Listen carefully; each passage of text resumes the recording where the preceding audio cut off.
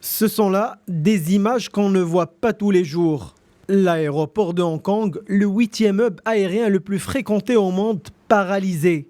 En cause, les manifestants pro-démocratie qui ont durci leur mouvement et poussé les autorités aéroportuaires de la mégapole à annuler tous les vols ce lundi. Ils étaient environ 5000 sur place. Une situation qui pousse la Chine à hausser le ton. Pékin accuse les manifestants de préparer des actes terroristes.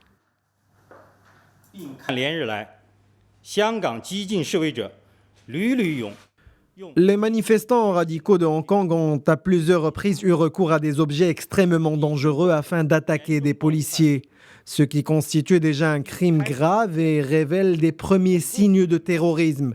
C'est une grande violation de la loi et de l'ordre social à Hong Kong.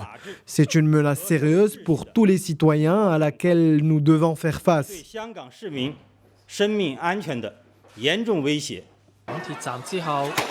Dimanche, la police s'en était violemment pris aux manifestants à coups de matraque, balles en caoutchouc et bombes à gaz lacrymogène.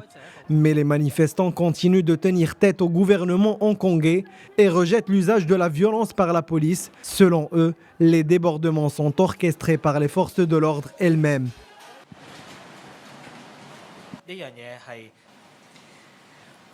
La police doit subir une enquête indépendante.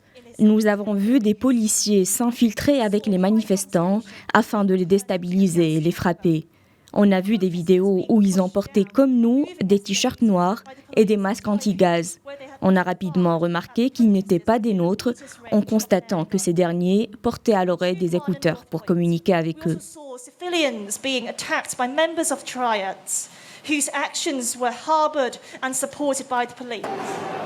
Selon les autorités sanitaires, 45 personnes ont été blessées, dont 2 sont dans un état grave.